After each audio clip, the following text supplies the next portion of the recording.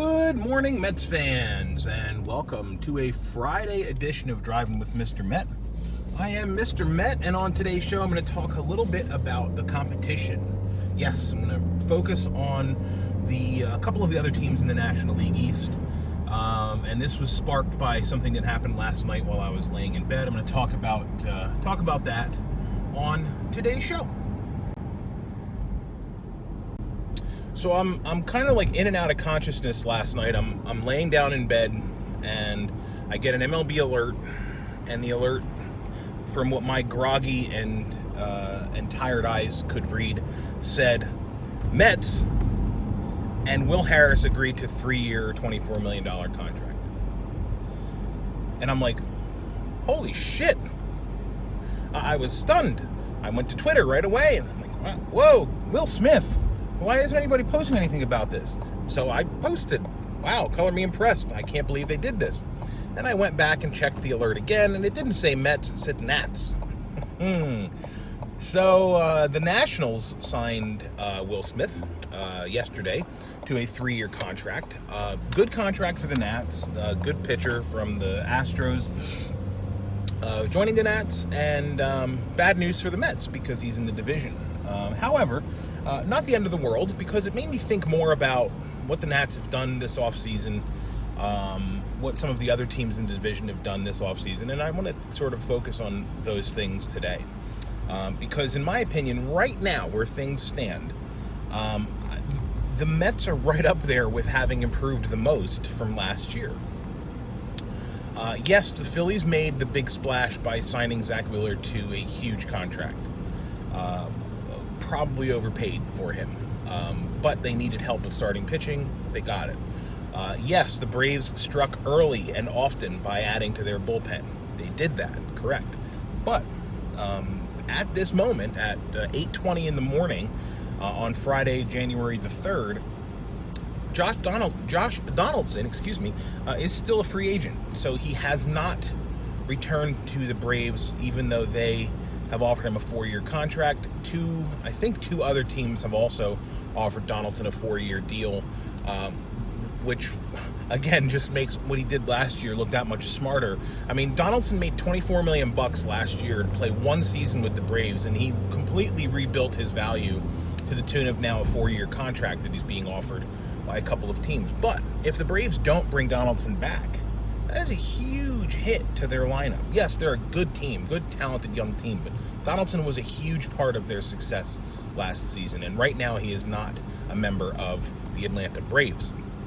And the Nationals, they signed Steven Strasburg to a huge contract. Again, I feel like with Zach Wheeler, they've overpaid. But I think it's a circumstance of paying not only for what the person will do, but almost rewarding the person for what he did do, right? And he Strasburg had that phenomenal postseason. He's been a National forever.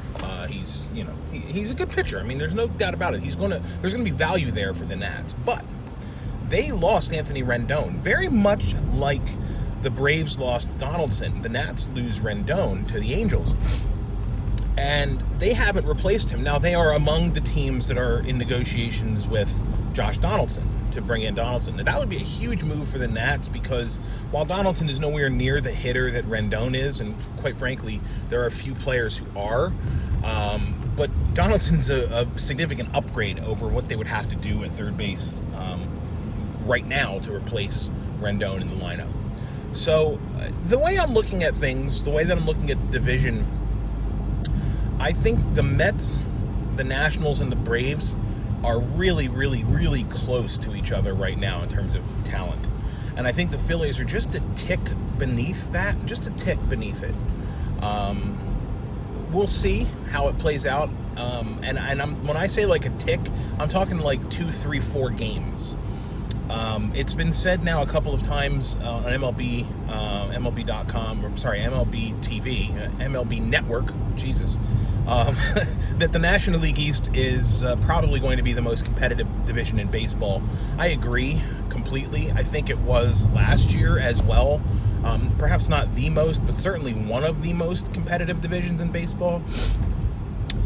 It's going to be a very tough division to win. There's a lot of talent in the division. There are good offenses in the division. There are good pitching staffs in the division.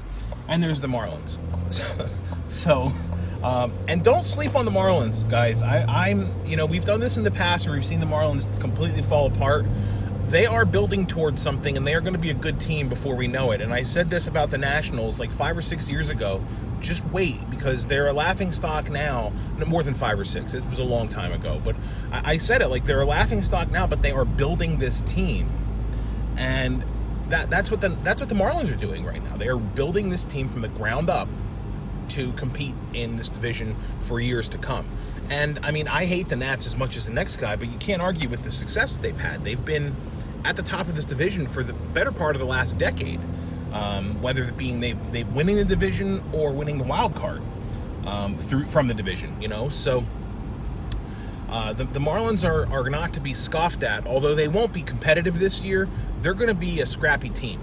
And they just signed Corey Dickerson, who I expect to go batshit crazy against the Mets and hit like 16 home runs against the Mets this year. I just have that feeling that that's going to happen. But anyhow, my thought for the division is it's really close. The Mets are right up there. And I wanted to talk about something different today. I wanted to talk about a potential free agent ad that I heard yesterday on Locked On Mets, the podcast, which if you're not listening to, it's 15 minutes every day. Ryan Finkelstein is the host, and he does a nice job breaking things down on a daily basis with the Mets. And yesterday he brought up Brock Holt as a potential fit for this team. And when he first started talking about it, I'm like, no, this is stupid. The 40 man is pretty close to set. They're going to have to do something with it. But he went on to explain how what the Mets have with their quote depth right now is a lot of square pegs and round holes. And Dom Smith, J.D. Davis, even Jed Lowry to a degree, where Brock Holt could really be a terrific utility player for this team. So I'm interested to see what happens. And rather than kind of regurgitate everything that Ryan said on his show yesterday, I'd encourage you to go out and download Locked On Mets from January the 2nd, where he talks in depth about Brock Holt and the value that he may bring as a potential utility guy for the Mets. He is a free agent, and it's just an interesting topic. And it was what I was going to talk about today if the Will Harris news didn't break last night. So anyhow, that's going to wrap it up for today. I wanted to kind of touch on the division a little bit and sort of explain where things are and where things are maybe going. And so that's that. I'm taking a different route to work this morning, and the reason I just sort of stammered there was because I just passed my kid's school. My daughter forgot her Chromebook at home, so I have to bring it to school before I go to work, and that's what I just did. However, I can't get into where I need to go because the school buses are there now, so I have to wait a little bit, I guess. But anyway, that's going to wrap it up for today. I got nothing else I want to talk about. I covered everything I wanted to cover, so on Monday I will come back because I touched on the 40-man roster a brief bit just a moment ago, and I want to delve into that a little bit because the 40-man right now is a little bit crowded, put it that way. And I don't know what the Mets are going to end up doing to I don't know how the Mets are going to deal with the 40-man, with the bullpen and the position players that they're going to have on the roster right now. And it kind of ties into this whole, square peg, round hole thing that I mentioned a moment ago. So I want to touch on that on Monday, and I'll do that then. But until then, thanks for watching today. Sorry for stammering at the end.